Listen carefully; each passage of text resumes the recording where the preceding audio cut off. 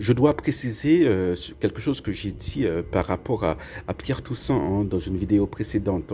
Pierre Toussaint n'est pas encore un saint canonisé, mais c'est un saint. Donc il est avec Dieu. Voilà, il a été déclaré vénérable de l'Église. Cela veut dire qu'il jouit de la félicité divine, mais il n'est pas encore canonisé parce que pour être canonisé, il faut deux miracles. Voilà. Mais il est voilà en 1996, je crois, le saint pape Jean-Paul II l'a déclaré vénérable parce qu'il a vécu une vie chrétienne exemplaire. Maintenant, pour être béatifié, il faut un miracle.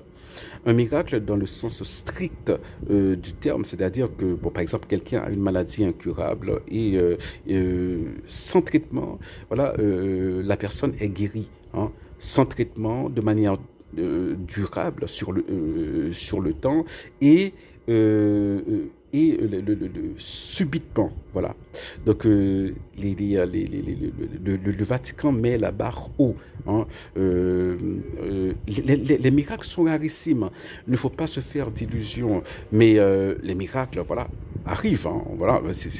Et donc si vous souffrez malheureusement d'une maladie incurable ou vous connaissez quelqu'un qui en souffre, eh bien il faut invoquer le vénérable Pierre Toussaint, il faut lui demander son intercession parce que, voilà, bon, comme j'ai dit, les miracles arrivent, mais il ne faut pas se faire d'illusions.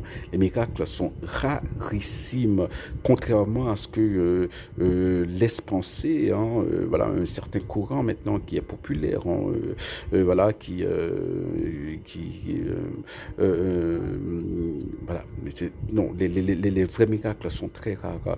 Mais alors il faut prier pour que le vénérable Pierre Toussaint devienne un saint canonisé. D'abord, il faut qu'il soit béatifié. Ce serait un honneur pour alors,